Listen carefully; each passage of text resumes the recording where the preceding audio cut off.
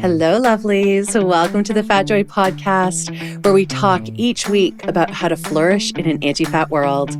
I'm Sophia, a fat person and professional coach who loves talking to other fat people about what it's like to live within oppressive systems that marginalize our bodies, and how we still dare to have the audacity and courage to reach towards our collective liberation and embrace our joy. Please know this is an adult content podcast, so there will be swears, we will be talking about harms we've experienced, and we will be rebelling against diet culture, anti-fatness, ableism, racism, etc. If you'd like to support the Fat Joy podcast and get bonus content as a thank you, please check us out at patreon.com/fatjoy. I am so glad you're here with us. Enjoy. Hello, lovelies. Welcome back to the Fat Joy podcast. I am joined by Jordan Underwood today. I have been following Jordan for a while, like for sure, at least a couple of years. And I was so drawn to Jordan because so many of these videos that Jordan makes are in the car answering questions/comments that people have left on their socials. And a lot of them are stupid ass questions, but also questions that fat people get. And so I also really admire the work that Jordan puts in to educate with. There is a love to it. Like there's like, you really genuinely want people to get it. I really do. Right?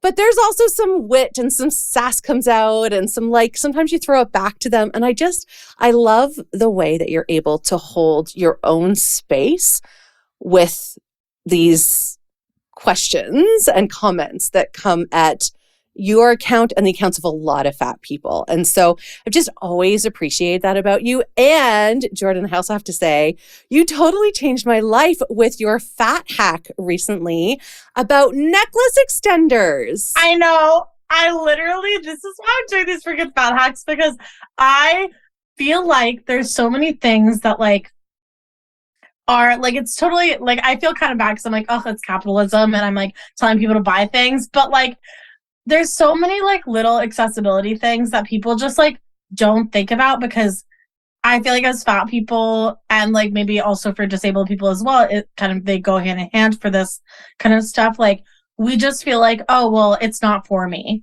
And I just took it as a given. I was like, oh, I just can't wear my necklaces anymore. Oh, well. Yeah. It's like, oh, they just don't make clothes in my size. So I feel like it's a mentality that like is really ingrained in us, because it's like, oh, well, like, I know that, like, if my friend wants to go to Urban Outfitters, well, I just can't shop there, so I'm just not going to go.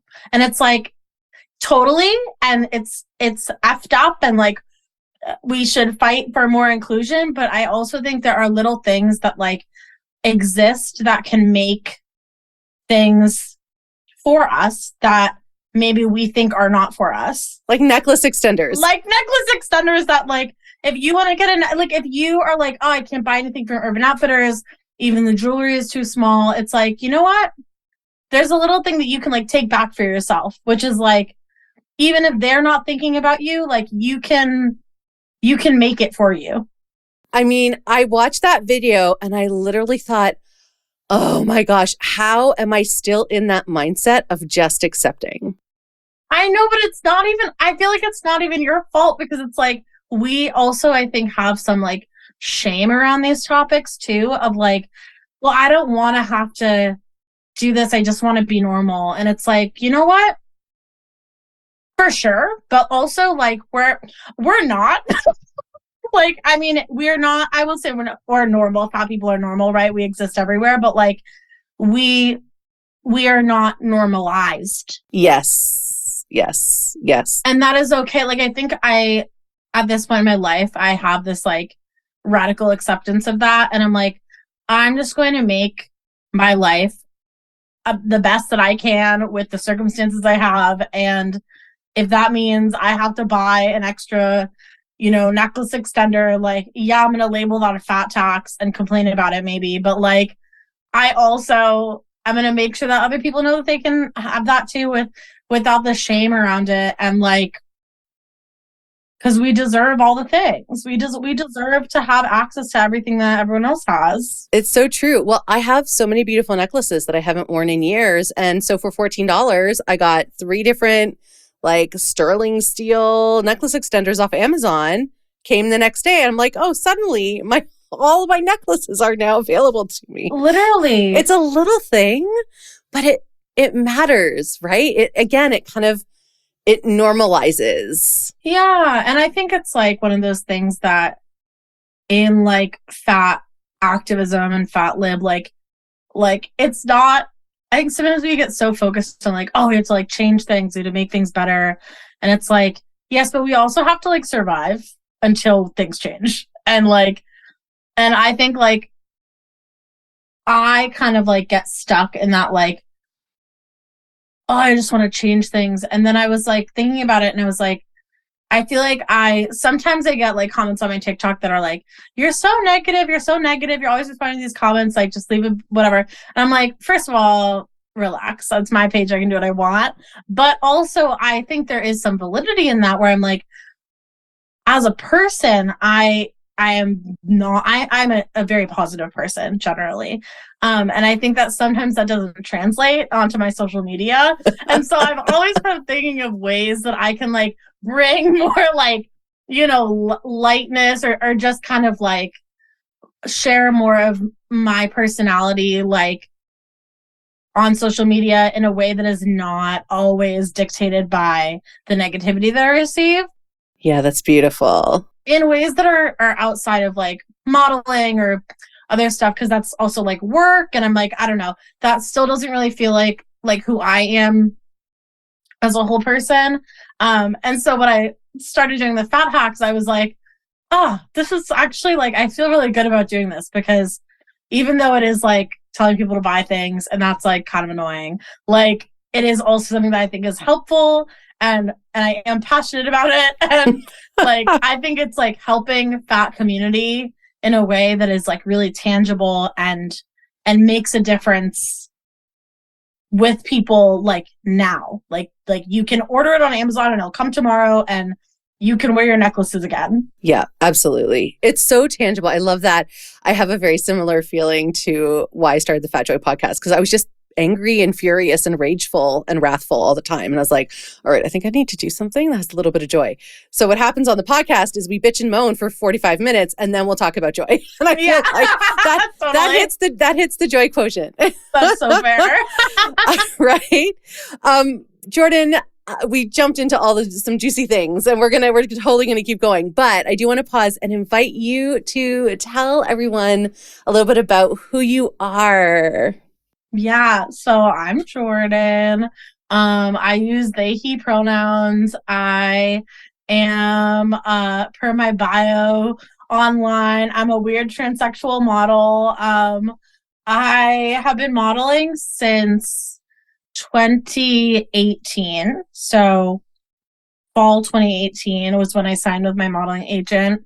And I always like have been online. It's something that I'm 26, which is only relevant to say that I'm the youngest millennial. So I grew up without the internet, and then I got my first cell phone when I was like 11, but it was a flip phone.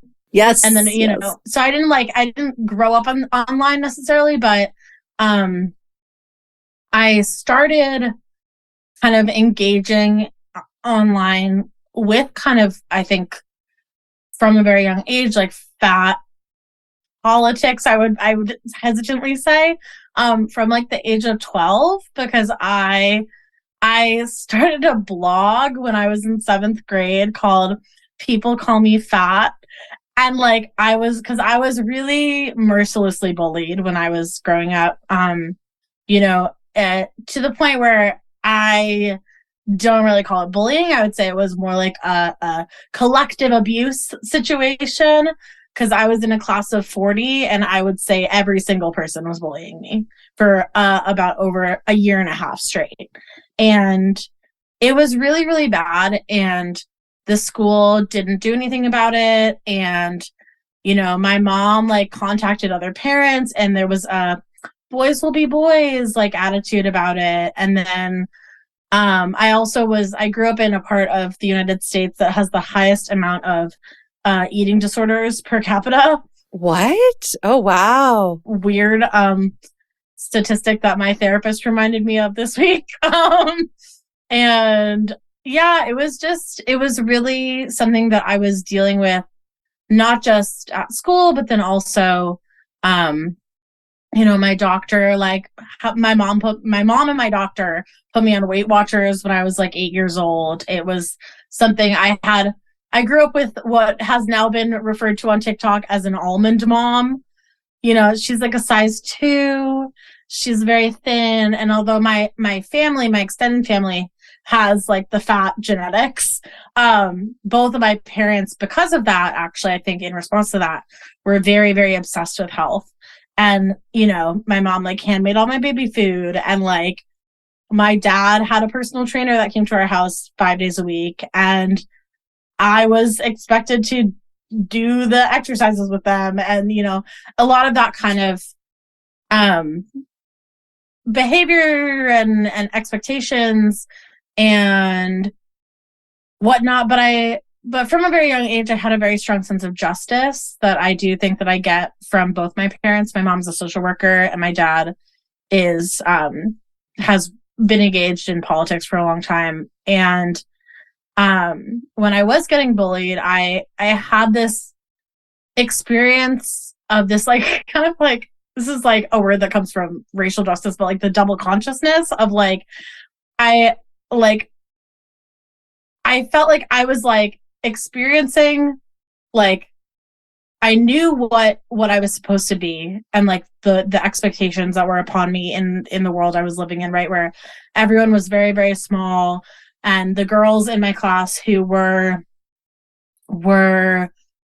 bigger were all engaging in really disordered eating patterns, including myself actually at the time, and obviously, and like and yet I also like had this like second like part of me that was like, I might be fat and that's bad, and I agree that that's bad at the time, not obviously not now, but like at the time I was like, I'm fat and that's bad, but also being mean is bad, and so don't be mean to me about it. Just like let me deal with the fact that I'm fat and I shouldn't be fat.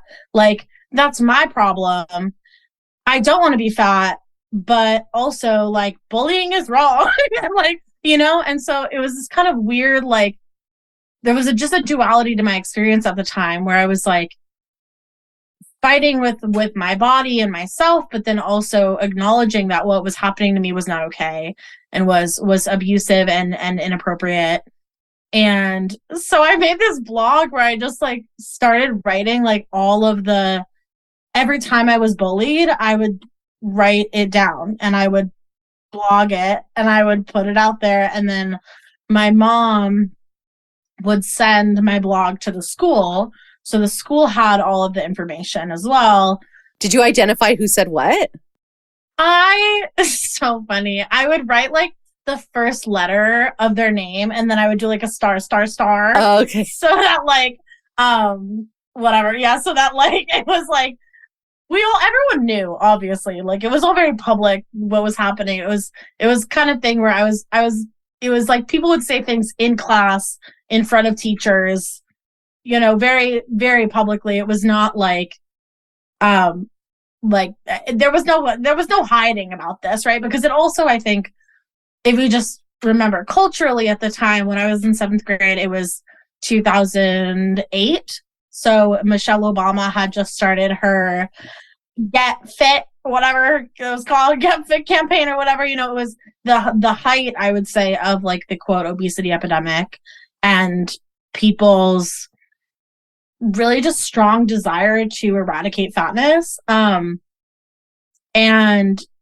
that carried through and not just carried through like socially, but even in the education, right, in our health classes and in the ways in which we were taught about food.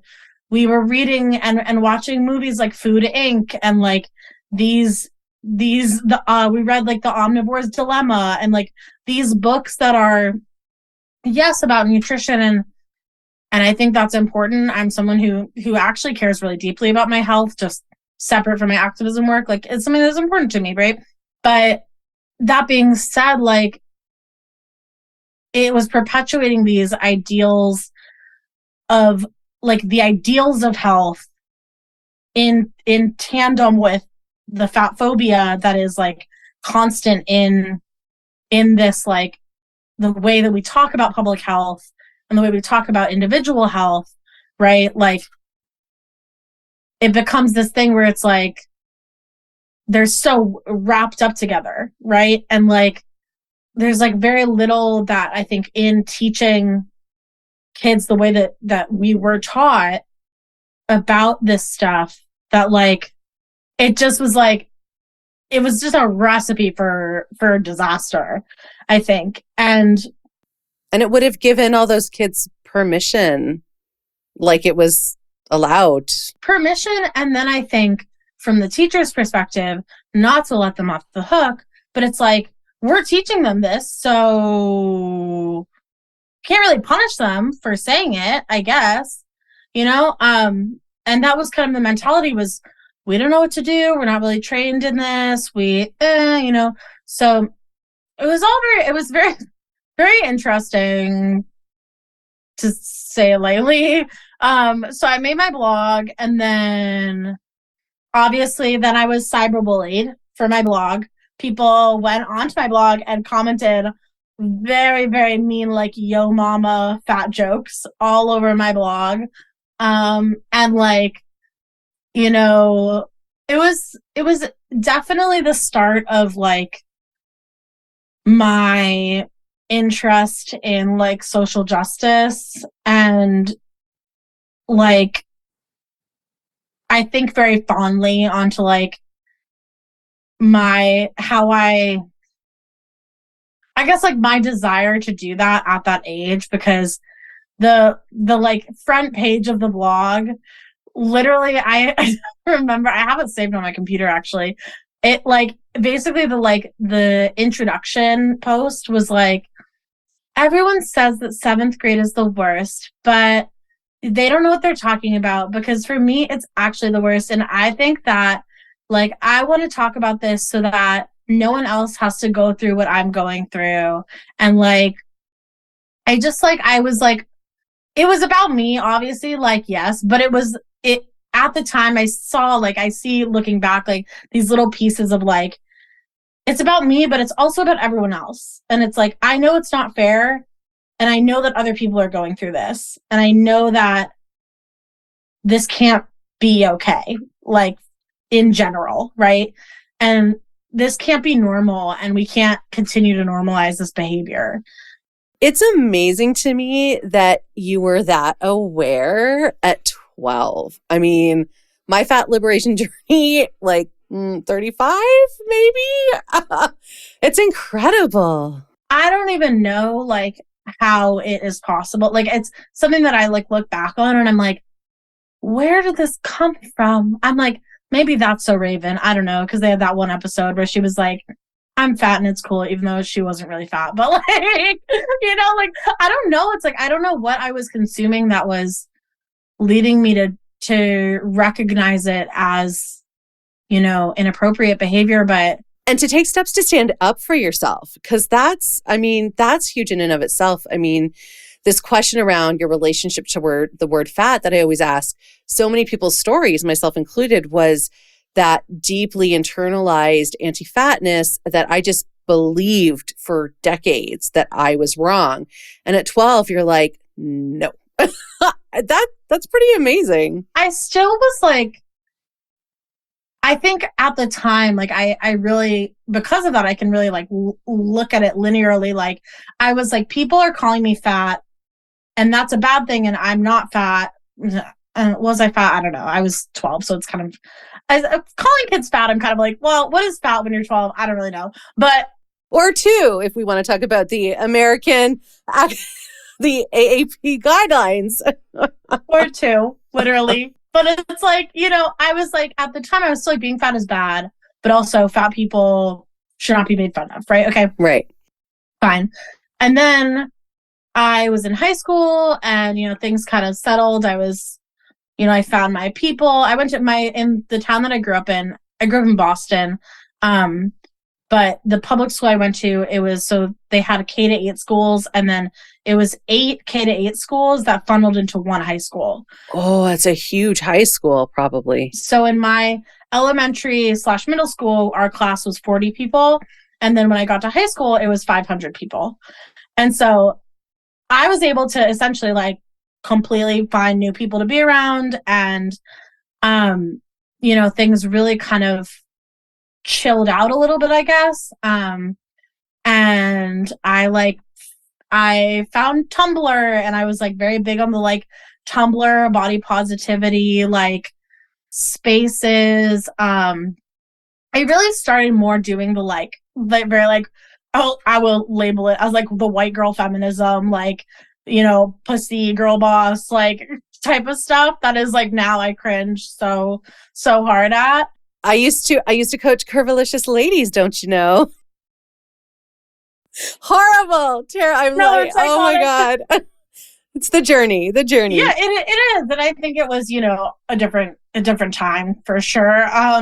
And through that I learned things, and I got a little bit more radical. And then I actually dated someone who was in eating disorder recovery, and they were very thin, but they were like, you're always dieting. Maybe you shouldn't do that. Maybe that's like actually bad for you. And they like sent me some sort of like, maybe it was like a Medium article or something on like body positivity and fat acceptance. And I was like, whoa, mind blown. And that was kind of like the start of my anti-diet fat acceptance journey, I would say, more like concretely. Yeah. Because what was it that article said that you hadn't quite computed before?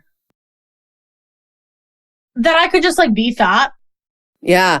And that it was okay. I could just be fat, full stop. And it's okay, full stop.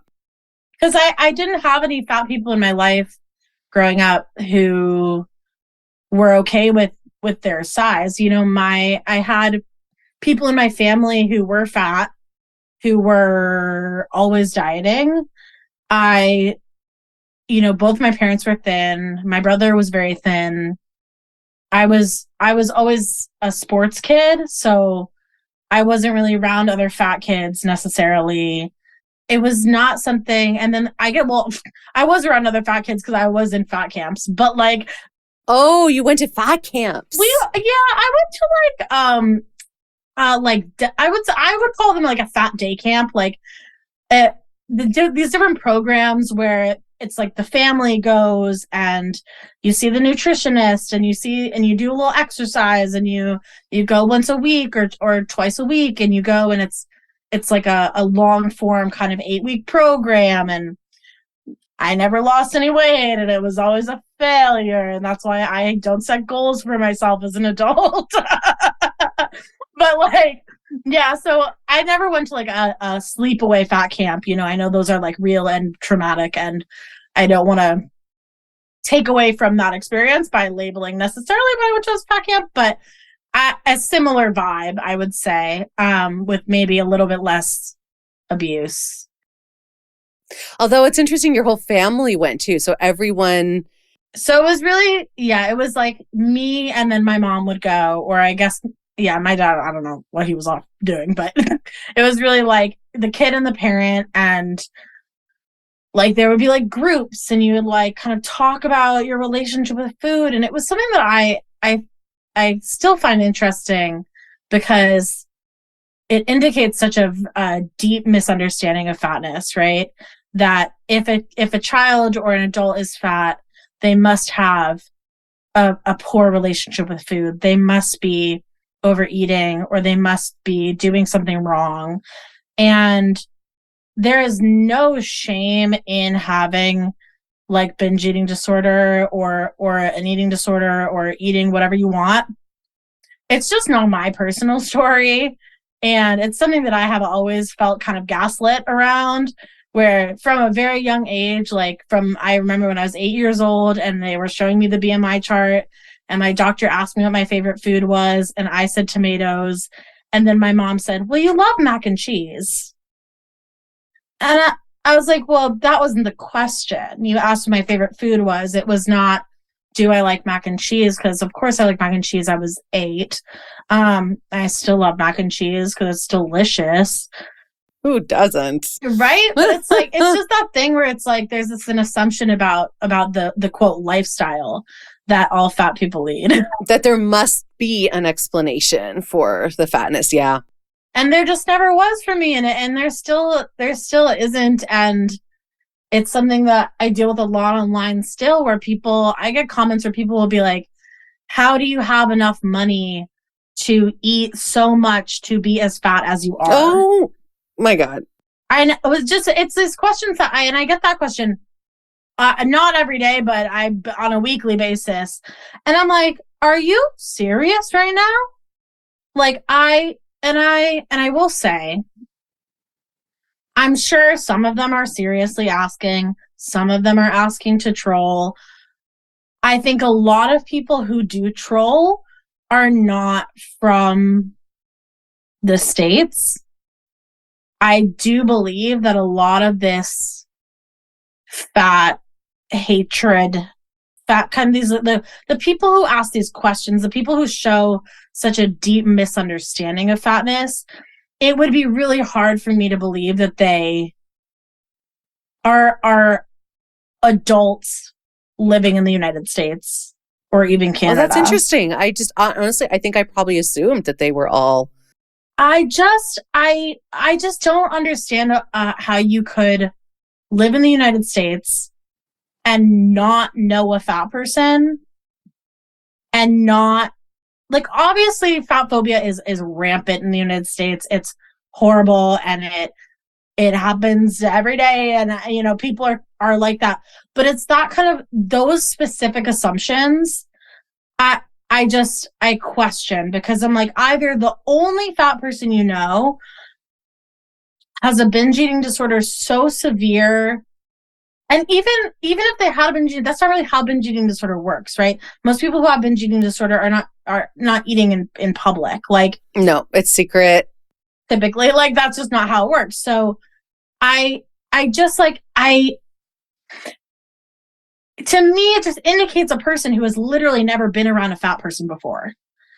And fat people exist globally, but obviously the rates of fatness are what differ. And it's really hard for me to believe that someone who is an adult person living in the United States has never met a fat person before. Well, I think it'd be impossible, because isn't it like 60% of female identifying people are a size 18 and higher, 18 or I think? above, and that was a pre-pandemic statistic. So I personally believe that's probably higher now. But yeah, it's a theory. I could be super, super off base. We need you to like track back comments, like get some kind of bot that like reverse engineers origins. I know. I'd love to like have the statistics around it. It's just something because I do get a lot of trolls who like have flags in their bios and they are not obviously the United States. I get a lot more, like, I would say transphobia from people who I would imagine are from the US, but right. But there's this kind of like, I don't know. I really assume most of them are like European, because also Europeans have a type of anti-fatness that is just kind of goes for the US, right? Where they're like, oh, well, if you're fat, you're from the US. And like, that's kind of the vibe of the anti-fatness. My partner in high school, I came out as queer at a very young age. I came out to the people in my school when I was 13. And I'm sure that also helped with all the bullying, you know, but that's neither here nor there. I came out to my mom when I was 16 or 17 as gay, and then I came out as trans later when I was like 21. Yeah, so my partner in high school opened my eyes, I guess, to, you know, fat liberation in some way. And I got really kind of invested in it online. I followed Caleb on Tumblr, like, I really, it's so funny. And like, just like really started engaging with like the fashion creators and like, all this stuff. And so that was kind of where that kind of my more like concrete, I guess, like internet presence began. And I had like a little bit of a following on Tumblr because I went to college for musical theater. And so I would post dance videos on Tumblr. I took these like high heels hip hop classes and I would post the class videos. And so I kind of gained a little bit of traction there. And I was, on Instagram, but not too much. I will say also when I was in high school, I wrote an essay for the school newspaper where I talked about being bullied in elementary school. And I did name the people who bullied me throughout my high school. That is bold. I know. I was really a bold kid, let me tell you.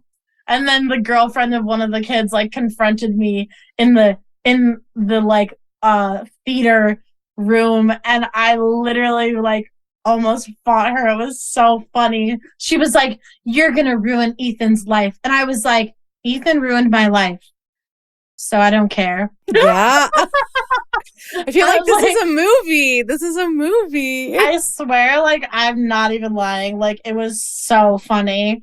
But yeah, so I wrote that in high school, and that was, I think, another like a pinpoint of like, okay, I'm like staking my claim around like my fat identity. And I think at that point I don't know if I was calling myself fat necessarily like it with my whole chest, but I was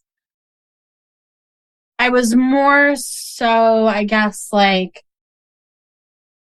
asserting my position as someone who is viewed as fat and being like, and yes, and that's how I am. And so screw everyone. Stake my claim here. Yeah. And then I remember you saying this partner also was talking to you about dieting. Like, did you stop weight cycling and dieting at that point too? Yeah. So that was when I kind of was like, I'm just not gonna do it anymore. And it happened kind of, there was like I guess like a height of the dieting too, where I was like, because of my doctor, I was put on a like 0 carb diet. And I felt so sick all the time. I was like, I am 16, living a very active life, right? I was in all the plays and all the musicals. I was dancing. I was, going to school. I was walking to school every day. I was doing all these things. And I was like, I can't, like, I do not have enough energy to get through the day. And like, I think that was like those two things kind of happening at the same time kind of like collided to me being like, I'm done. Yeah. Wow. Like it's not, you can say it's about my health all you want. I don't believe you. Well, and we know better now. I mean, and we've known better for 100 years, but yeah. And also at the time there was another kind of, I guess, like third prong of this, which was that I had an incident at my doctor's office where, I mean, obviously growing up, every time I went to the doctor, it was tears and it was, you know. I'm so sorry. It's just so shitty. Really, really traumatic experience of, knowing that I was going to get, gaslit and told that the exercise I was doing was not good enough, or that I wasn't trying hard at the diet they put me on, or whatever it was. It was so much of like, if you were trying harder, you would be thin. Right. The evidence that you're not is your body. And it's like, yes. And there's nothing you can say as a fat person to someone who believes that. literally. And I had this time where I went to my doctor for a checkup, I guess, and my mom, I guess, was not there. Maybe she just wasn't there. Maybe I drove myself. I don't really remember. But at some point, it was just me and her in her office. And she was like, well, we could put you on a weight loss medication. There's something really wrong with your health, but we could try that. And I was like, and at the time, like, I mean, this was the early 2010s. Like, from my understanding of like weight loss medication at the time, it was like basically meth. Like, they're like basically putting you on speed. Yeah, like fen. Yes. Yeah. Yes. Yeah. Oh, God. And I knew that because I was at that point, I was already engaging in the fat lib Tumblr spaces. And I was really, really, just because of my parents' obsession around health and my own obsession around, or I guess the obsession around health that was put onto me, I was looking and reading a lot at the like health at every size, like pages online, and really, really like reading the studies and like being like, I know that if you're all saying that you care about my health, you wouldn't be doing this. Well, and the doctor even said, your health is fine, which should have been a full stop, but then went on, but we could introduce something harmful if you want so that you will lose weight. And I was like, oh, okay, so this is 100% superficial. And like, and I was really upset about it. And I went to my mom and I was like, we had the same doctor at the time. It was like a small private practice. So I said to her, I was like, Dr. Corliss just said this to me. It's really like messed up. And she was like, well, I don't know, like maybe you should try it. And I was like, Patty, I was like, listen to me. What would you do if your doctor sat you down and said, your health is fine, but I really think we should give you some Botox? I really just think it would be better for you if you had some Botox. That's a great response. How would that make you feel? I was like, just like, let me know, like, how really genuinely, like, think about it. Like, how would that make you feel if they were like, you need this. You need Botox. Right. Because your face does not conform to the current beauty ideals. And if you don't do it, you're going to die. You're going to die if you don't get Botox. Like, that genuinely, like, that was like, and that was kind of one of many conversations that we had. And now my mom is really, really supportive and is a great ally. But it took a really long time and a lot of sobbing and yelling and, the things that happen. And I mean, whereas you mentioned the AAP guidelines, and it's one of the things that makes me so upset about those guidelines is that I think that like family relationships are going to be so utterly ruined by this, because when I talked to my mom about that time, right, and especially the younger years, her narrative is that it was something that I asked for. I asked to go to Weight Watchers. I asked to do Weight Watchers at 8 years old, to do Nutrisystem at 12, to go on these the Jenny Craig and the fat camps and all the things. It was my request. Yep. But what they don't get is that I wanted her approval. When you're 12, when you're 8, you don't really have this whole like, oh, my 8-year-old mind knew what I wanted. Like, let's be so real. Let's be really, really, really real. Like, it's not real. And I know, like, when the guidelines got released, I was like, if they had offered for me to be on a weight loss medication at 8 years old, I would have said yes. If they told me that I should get bariatric surgery at 13 because I would become thin and it would be great, I would have asked for it, and I would have begged for it, and that would have been my decision. I know. It's so, yeah. And just so for people who don't know, the AAP is tell if I get this right, Jordan, it's the American Association of Pediatricians? Pediatrics, yeah. Pediatrics, okay, yeah. And if you're not aware of this is a huge thing in FatLib right now because these quote unquote guidelines came out that were all funded by Novo Nordisk, basically, which is a pharmaceutical company that has promised its shareholders something like, this might be slightly off, but something like $25 billion increase in shares and profits by 2025 with the release of Wegovy, which is a weight loss drug, and they do a lot of bariatric surgery stuff. So their recommendations are now that children as young as 2 should be put on diets, and children as young as 12 or 13 should have bariatric surgery, which is basically crippling them for life. And the shocking thing is there is no fucking research, especially around bariatric surgery, beyond 4 to 5 years.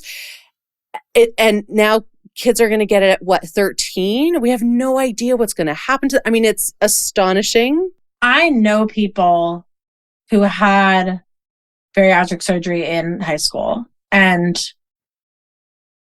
they don't speak fondly of that decision, and all of them are fat.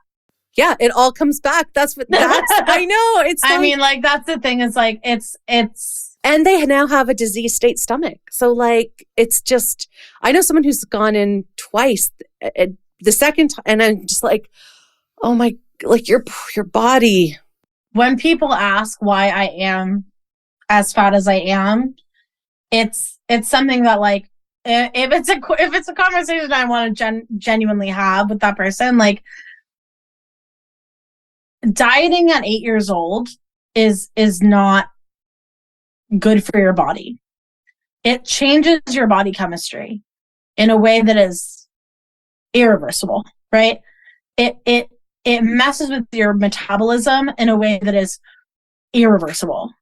And like that, if anything, I mean, I don't know, I'm not a doctor, I'm not a scientist. We don't really know why people are fat, because also fat people can't even donate their bodies to science. Oh, we can't? I always just thought that's what I would do with mine. No, you're not allowed to. We're not allowed. Wow, isn't that great? We have a radically anti-fat medical profession, and I was hoping my body could help them create tools and instruments. No. Oh, not allowed. So, like, I mean, we die early, and they say, well, guess it's your body. I don't know. Burn it. Like, you know, it's just like there's no desire to actually understand fatness. And it's so interesting to me because they're so committed to eradicating fatness. Mm-hmm.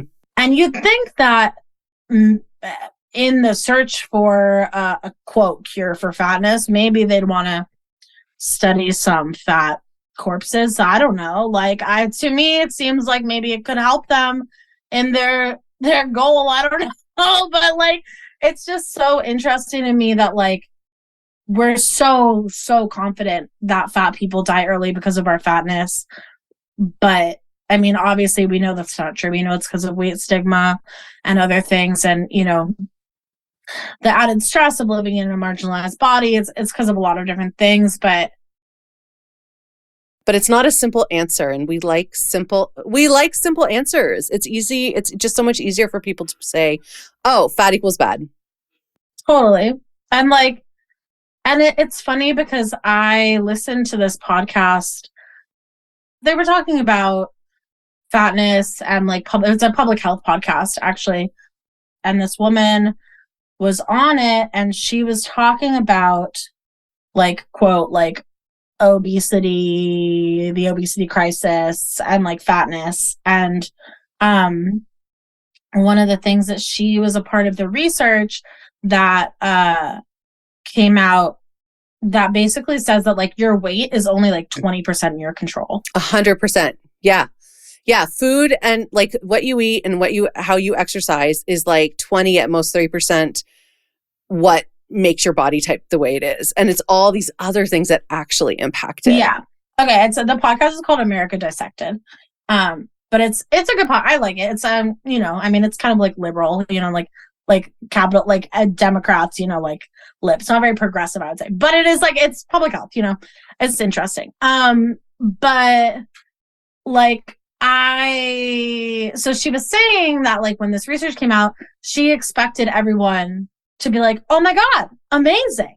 It's out of our, it's out of our, let's figure out like, you know, XYZ. And everyone, fat, thin, doctor, everyone was mad. They're mad about it. They're like, no, this is not true. Like, because people, especially in the US, where we have such a individualistic capitalism, like, I'm gonna make myself thin if I try it. I'm gonna make myself rich if I, you know, it doesn't matter. My identities don't matter. I can just work hard enough and then I'll be the best, right? That mentality, when we're told that that's not true, it doesn't matter what it is about, like, people get so freaking mad. And it's like, I'm a socialist, so I don't get it. I'm like, tell me it's not in my control, because I know that's true. With like 90% of things that happen. Like that narrative is so powerful. And then, like you say, when you start to see through it, it's very confronting. And if people don't want to be confronted in that way, or it's like, you know, if I talk to a white person and I'm like, you know, because we're white, we're racist, you know that, right? And they get immediately defensive and upset. It's like, okay, yes, I know that's hard to confront. And how can we not be? So let's do the work. Let's get thoughtful. Let's just like be with it. It's this, not that it's the same, but like what always shows up for me, both in my work as a coach and in these conversations with all these amazing fat people, is that there is this unwillingness to have our world views confronted. And it's like, there's a fragility that people have. And if you're not living in a marginalized body, if you're benefiting from the systemic oppression of others, why would you want to have that taken away? I mean, I can understand it, and that does not make it okay still. Yeah, and I think that even fat people, like, I think some people will hear that fat people are upset about that and be like, why? And it's like, because we view fatness as a temporary state. Even as fat people, I think that even myself, I catch myself like viewing fatness in that way sometimes, not often, but every once in a while. And I'm like, because of that, I think even like people who are like, I'm fat and I'm happy, like the idea of like a thin future is like a safety for people. It's like, yeah, it's like then we're taking away their future. Yeah, they're like, well, it's okay. I'm fat and I'm happy, but like, you know, one day I'll be thin and things will be better, right? And like, I mean, I know I felt that way growing up constantly, right? And now I'm a fat adult, and I acknowledge that is not my reality, and I don't want it to be my reality, because I love my body and I love my fatness, and I think if I were a thin person, I'd probably be like a lot worse of a person than I am, to be honest. Like, I don't know, like I just like, I like who I am, and I think that like my fatness has taught me a lot and made me who I am in a lot of ways. And like, and I think that, but I think a lot of people don't view it that way. And yeah. And I get why, you know, like the constant messaging that we get is really clear that fatness is wrong and bad and a moral, ethical failing of the individual person. So, yeah.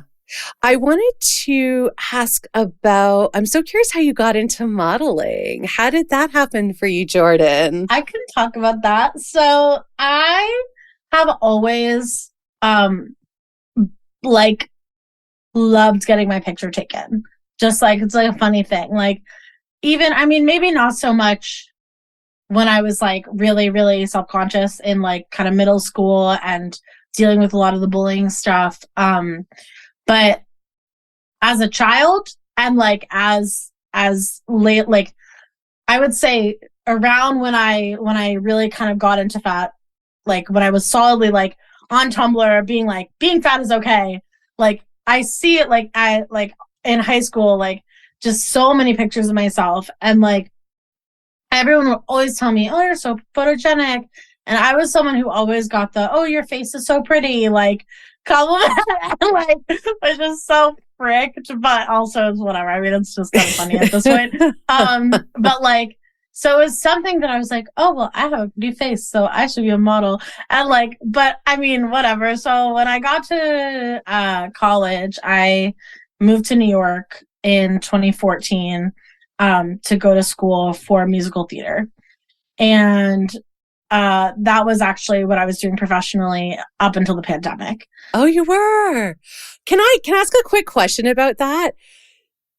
Did you ever get comments or pushback being a fat person going into musical theater? Oh, 100%. Okay, because I've heard Sparkle Jams talk, Tracy Cox, I think is the actual name, talk about this. And I was like, oh, that makes total, yeah. I mean, I'll just give a brief, I guess, anecdote because it kind of goes into the story. But so I did like a program, like pre-college program, because when you go to school for musical theater, it's really, really intense. You have to audition at every single school you apply to, and you have to sing, prepare different material for each school.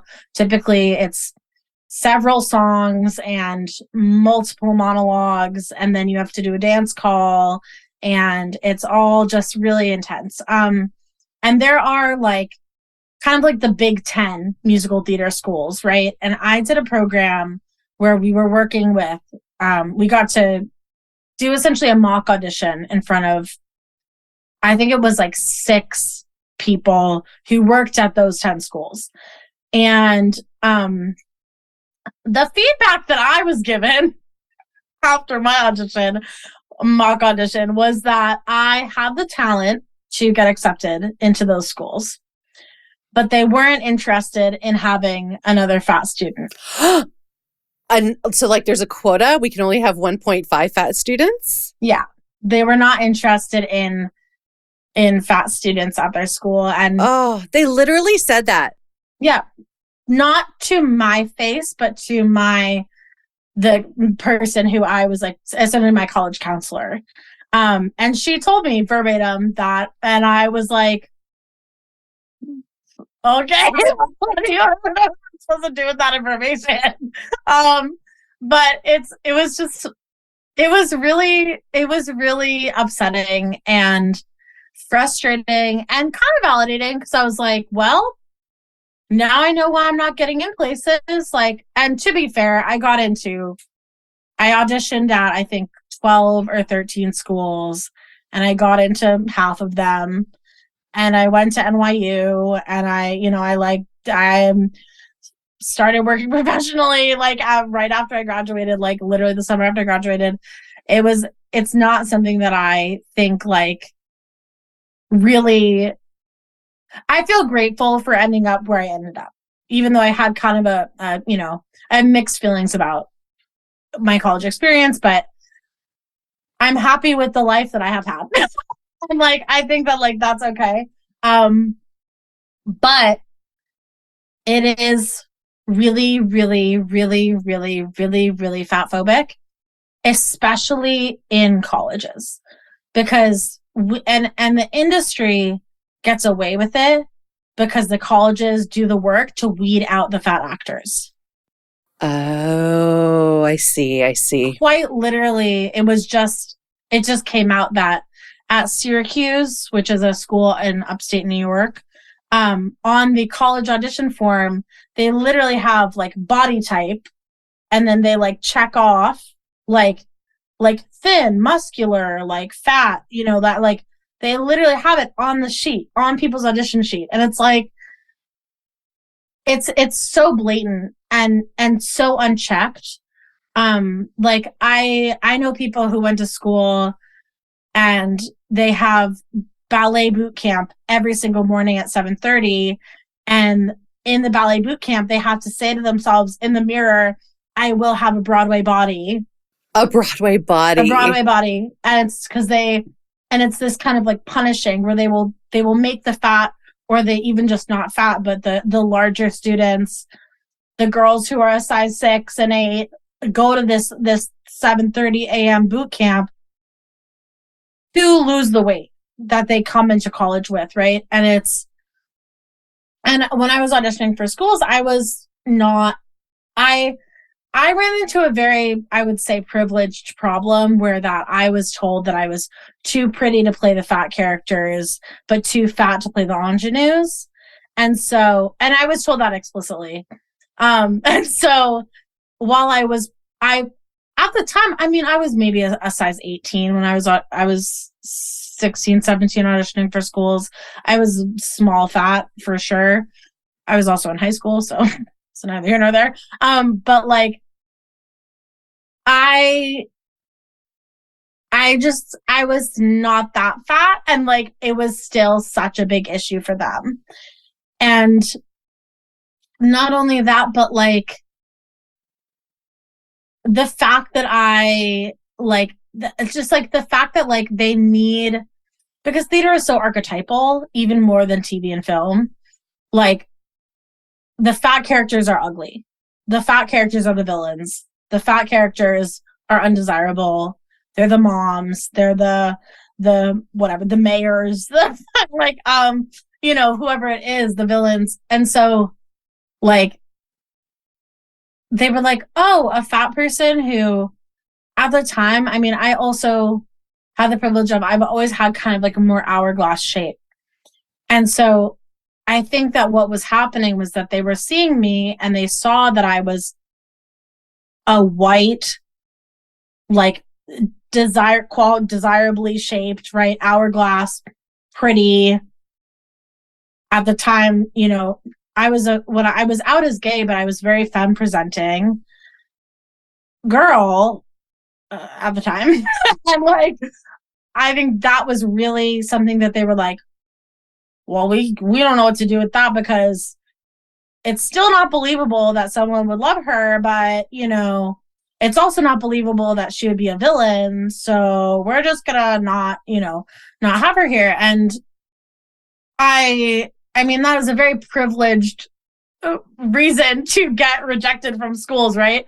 But it just, I think, like, indicates like so much of like the mentality around fatness, and also like the anti-blackness in fatness, and the transphobia in fatness, and all these things, right? The ableism in fatness. A lot of the reason why people, I mean, the excuses that these people would give for why they did not want a fat student is that, well, they can't keep up. It's really intense. We have 4 hours of dance a day, which I had 4 hours of dance a day in college, and I was fine. It was not ever a problem for me. But, and not to say that, like, I mean, that in itself is a problem, right? Because then if you're disabled, you can't go to school for musical theater. No, I was thinking that too. I was like, what about people with disabilities? Like, I mean, it's really, I was there. There were disabled kids in my class, but it was hard for them, and it was, looked down upon. And like, if you had to, I know the one kid in my class had diabetes, and they had to, like, if they had to sit out to check their insulin or sit out to have a snack, like, it was really criticized and looked down upon, and ultimately like made fun of, and all these things, because it's seen as, in theater, like, this has got to do like greater problems in the theater industry, but there is this like mentality where you're taught to just do what you're told. Take your note, do what you're told, don't talk back, which is why there's so much abuse. I was just going to say, this is why. Yeah, in theater and TV, film, and these things where people like Harvey Weinstein can get away with it for years and years and years and years, because we are trained to not speak out. We are trained to take the abuse and to be smaller physically and also emotionally and mentally, right? We're taught to just squish and just be moldable. And if you're not moldable, if you're too, and that includes like, right, if you have too many like marginalized identities, right, you're not moldable. You're not a blank slate. And in a white supremacist country, a blank slate is thin, white, cis, straight, all these things, gender conforming, like, it's able-bodied, able-minded, all these things. And it's so easy to see how like that is all about power and control. 100%. I mean, it just, yeah. I want to talk to you about now so you said you were doing that until COVID. Oh, so I went to school. I didn't even answer your question. So then when I got to school, I was like, oh, what a model. Like, that's cool. I'm in New York. Might as well look into it. So I kind of did some Googling my freshman year of school. I was 18. I was, loved America's Next Top Model. But I was like, they've done a short season. I don't know. Maybe this is the thing now. I'm only 5'4". I'm very short. So, or I guess not very short, but I'm, shorter. In the modeling world, I'm very short. So, I looked up many, many agencies, and the shortest people on their lists were like 5'7", 5'8". And so I was like, I am 4 inches too short for this career. So I guess I'll just do what I'm doing. And I kind of put it out of my mind. I was like, whatever, and I got my pictures taken a lot still, because for acting, right, you have to do headshots, you do production shots, everyone's always has a camera, like, just for Instagram and social media and all these different things. And I was kind of like, okay, whatever. I love getting a picture taken, but like, that's for production shoots, and that's for, pictures of the shows that I'm in, right? And then when I graduated, it was 2018. I was working professionally in New York still, and one of my friends my friend Marissa sent me this like thing that she saw on Instagram, and it was a modeling agency that was looking for models for a boutique modeling agency, no height requirement, no size requirement. And so she was like, submit. I was like, okay, like, I mean, I have nothing to lose. Like, I'm submitting for shows every day. Like, might as well just throw my hat in the bag, as they say. And I did, and then I signed with them like literally 4 days later, and I'm still with the same modeling agent. So what kind of modeling work do you do? Is it like, I don't know anything about modeling. Is it like, I was going to be like print media? I don't know. Yeah, I've done like really like a lot of different stuff. I've had kind of like a varied, I guess, modeling career. Because when you are like a larger plus size person in the modeling industry, the work is sparse, right? Mostly because most of the brands, which we know statistically 70% of clothes in the United States are made in straight sizes. And then plus sizes, right? Most plus sizes stop at a 24, which means the models they're hiring are at biggest like a 20, maybe an 18. Right. Right. So I model for a lot of smaller brands, a lot of like slow fashion, like indie kind of brands. I've modeled for Ray. I've modeled for Big Bud Press. I've modeled for Tamara Mollis. I did like a pretty big campaign for the underwear company Thinx when they did their like redid their plus sizes, like maybe almost 2 years ago now. And so they had a big campaign for that. I've been in Teen Vogue a couple of times. Yeah, I feel like it's just kind of random. I've modeled for that dating app Lex like twice. It's like a gay dating app and they're probably not in Canada. Yeah, it's like I haven't heard of it. But like, yeah, I did that. I did the first big modeling job I had was actually for Planned Parenthood. I did they were doing this was 2019, I want to say.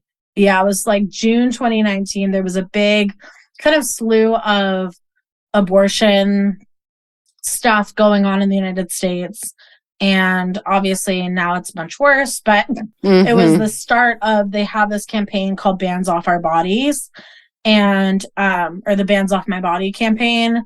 And that was when it began. So it was both a video ad that like played like a YouTube ad, and it played nationally. And then also there was a photo shoot, and those pictures were displayed in Times Square. So that was like really, really, really cool. Like, yeah. And they hired, I was out as trans at that point, and it was really cool because they had several trans mask people on in the campaign, and I was like, wow, like, you know, it was cool to see like other trans models and just like trans people being included in that kind of advocacy, because I mean it shouldn't be, but it is, can be a surprise, right? Because not, I mean, a lot of the abortion work is very like cis woman forward, and makes a little bit of sense because most people who need those services are cis women, but also there's a lot of people who are not cis women who need them too. And yeah, so that was kind of my modeling, the beginning of my modeling career, I guess. That's so great. It must feel so, I don't know, I imagine it would feel very vindicating to be like, yes, in this body that I have a photo or a video, whatever it was, in Times Square. Like, that is so defiant of that. That's amazing. Congrats. It's huge. Thank you. It was really cool. And I think a lot about like fat activism and like fat liberation, and because that's a movement, right? We're very minimized, I think, in leftist spaces. We're treated like, you know, delusional, or like people, a lot of people are like, it's not real, it's not that important, like there's more important things to go on. And I think like something that I've been recently thinking a lot about is like movement mapping, where it's like, there's this thing that like I saw a lot, like June 2020, people posting about this, of like, in social justice movements, there's like different roles that people take on. There are artists, there are storytellers, there are protesters. This is is it Deepa Iyer's social mapping? Yes. It's so good. I'll find a link to it because it shifted what I thought my role could be, that graphic. Yes. Educators and, you know, all these different roles, and people in politics, and, you know, it's the whole circle, right? And a lot of times I get comments like, where people will be like, oh, well, fat activism is just online. Like, what do you people even do anyways? Like, it's not real. Oh my gosh. And I'm like, I mean, like, I know people who are doing this work legislatively. Like, I know people like NAFA works with like people in politics all the time. Like, it's not, this is, I mean, anything in the medical field, right? That is like, we're not talking about a movement that exists solely online. And if you feel that way, then that is not based in reality. And I really am like, I've been thinking about making some posts about like using that graphic and that model and showing people like, these are the different parts of this movement, and it all works together to do what we're doing, to create change. Yeah, absolutely. Yeah. And so I bring that up only to say that like, I think that the modeling work that I do and the acting that I do are a part of my activism work, in a way that I think it can very easily be minimized, because obviously like there's a lot of people who have marginalized identities who are visible, and like, you know, I'm not going to say that Caitlyn Jenner being visible is like activism work for trans people, right? Because she causes a lot of harm to us. But I think there is something to be said about being visible as a marginalized person, living a full life, and showing people, especially kids, that there is a world where you are a fat adult and you are happy and you are living a full life, because that's something that I did not see as a child. And it really, really, I think, harmed my mental space, like as especially a younger kid, like, you know, only being like, well, I will never have a partner unless I'm skinny. I will never get married unless I'm skinny. I will never have a career unless I'm skinny.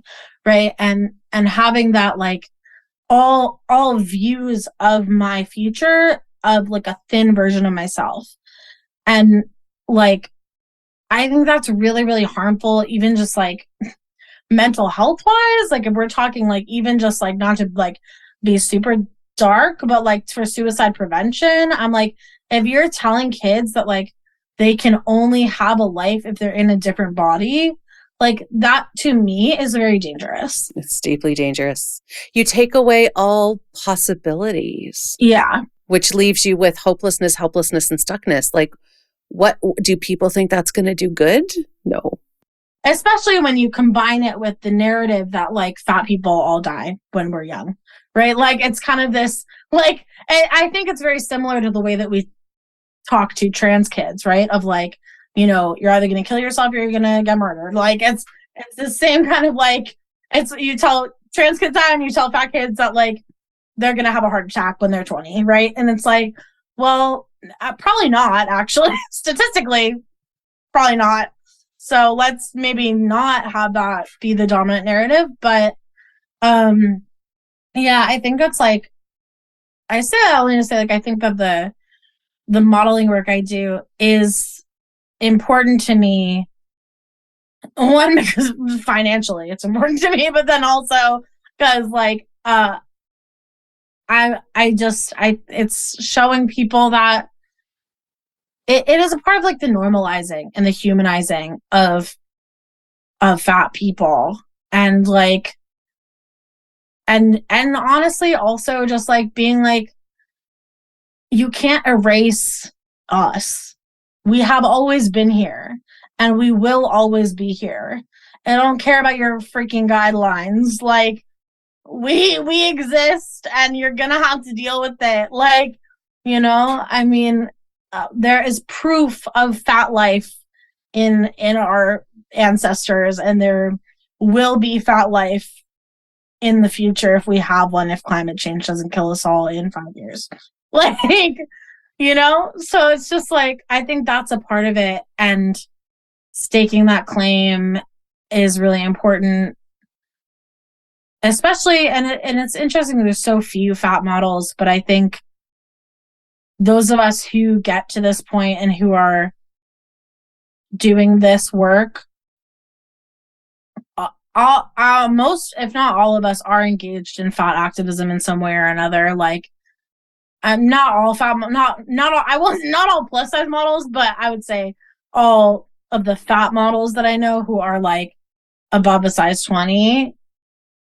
And maybe it's just the people in my life, but all of us are very, very engaged in fat liberation work, because I think you need to be so visible. Yeah, absolutely. To make sense of the responses that you get and the way that you're treated. Yeah. I'll have to have you back, Jordan, to talk about what happens with you online. I feel like that'll be a second conversation, because this has been so interesting to see, because I think there's a lot of similarities and parallels to what you've experienced in your different, like what you've talked to us here today about as what we see online. If you don't follow Jordan, definitely check them out on their socials. I'll, of course, link to everything. Jordan, I want to kind of, and we were starting to go there, start to close in on the joy piece. Like, how do you stay connected to joy? What gives you fat joy? Yeah. I think like modeling definitely gives me fat joy. As of lately, I have been doing a lot of water aerobics and I have another friend who's deep into water aerobics right now. yeah, I'm really big in the water aerobics game right now. And so I go to the YMCA near my house in Brooklyn, and it's me and like 20 fat old people. Yes. And like literally like it is so just like fun to be like splashing around with like all these like genuinely like they've all got to be like 70 or older. Like I'm not even like no joke. Like I just like I'm a Cancer, obviously. I love the water. I'm very sensitive, you know, things, all these things. And like water and being in the ocean and swimming, it's always something that I've found a lot of like peace and joy in doing. And I think like as fat people, we have the privilege of being flotation devices. That's been such a joy as my body has gotten fatter. I will never drown. Like I can just lie like this and float. Oh, it's so cool. It's amazing. And literally like, I think like in the summertime, like that's my primary source of fat joy. And now in my water aerobics, it is also my fat joy. And I mean, I'm someone who's always like found a lot of joy in like being like in like moving my fat body. Like and you know, it probably comes from trauma, but like, you know, I like it's like defiance. It is the defiance of it. And like, I kind of love like, you know, when I was in college and I was dancing, probably more than I should have, but I kind of loved like being in class and like with all the like quite literally like the Rockettes like in my dance classes, like, and being the fattest person in the room by God knows how many pounds, but probably over 100, and like just like being there and being like, we're both here, like, you know, like you can't get rid of me. Yeah, like I'm just like a little bug. I'm like like, you know, I don't know. I just love kind of like like you know, people will be like, oh, you're like queering the space. I'm like fattening the space. I'm like, you know, I think there's like these spaces that are like so like sanctimonious, or I don't even know the right word, for thin people, where it's like, oh, we're all just like here and we're skinny, and it's like, bleh, and it's like, but what if you weren't all skinny and now I'm here and like, like that is pretty damn joyful. I just like love to infect the space like that. I think it's so fun. Yeah, and I also just like, I think I have a lot of joy in like right now, like with I've gotten, you know, more into TikTok and stuff, and like I've found a lot of joy in like being in online community with other fat creators who really like stick up for each other and support each other. And I had this like really kind of wild thing happen on TikTok where like this girl like took one of my modeling pictures and like made like a minute-long video about it and was like zooming in on my legs and like zooming in on different parts of my body and was like making fun of me essentially, and then like using my body to talk about the so-called obesity crisis. But that happened and it was all very tragic, but so many of my friends like stitched her and were like, what is wrong with you? You know, and it's something that I, because of my upbringing in theater and in sports, I didn't really have fat people around like that. And now, even if it's online, I think I feel supported in a way that I haven't historically. Yeah, I was just thinking like, and like with my podcast and you know, with those beautiful people, and like, you know, being able to like post something or to text our podcast group chat or to be here on this podcast and just like know that there is, while we all have differences and we all have, you know, different marginalizations and experiences, and we live different places, which really impacts the way in which fat phobia, I think, hits. I think like we don't talk enough about that part of it, like the geography part of fat phobia. But like we still all kind of, no matter what, want to protect each other and know that like we all deserve to live as we are without mistreatment. Absolutely. And like that feels like such a low bar, but it's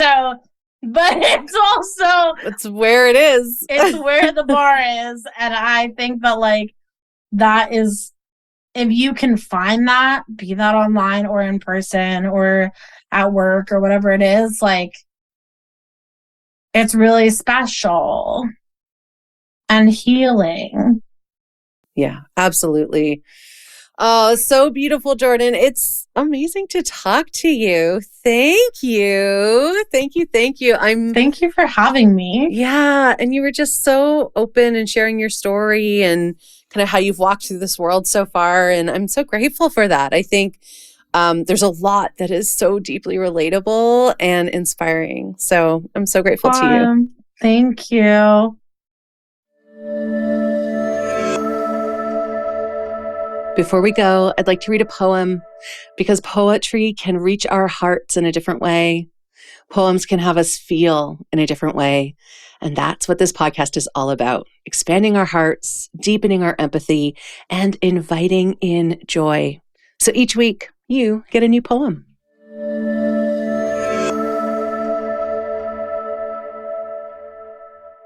I knew this was the poem to read when interviewing Jordan Underwood. Jordan is constantly under fire from trolls online, and yet they still do the work of fat liberation. They still live loudly. They post pictures of their body. They talk about all the things, giving voice and representation to so many others. So this is the poem for Jordan. It's called Won't You Celebrate With Me? And it's by Lucille Clifton. Won't you celebrate with me what I have shaped into a kind of life? I had no model. Born in Babylon, both non-white and woman, what did I see to be except myself? I made it up. Here on this bridge between starshine and clay, my one hand holding tight my other hand. Come celebrate with me that every day something has tried to kill me and has failed. Thank you for joining me today. My hope is that you're feeling a little less alone and a little more seen. So until the next episode, you can find me on Instagram at fatjoy.life, on YouTube at youtube.com/@fatjoy, and on Patreon at patreon.com/fatjoy. Please do check out the show notes for how you can connect with my amazing guest and for the links to the poem. All right, lovely. I am sending you off with my best wishes for an abundantly fat joy day, and I look forward to talking to you again soon. Bye-bye.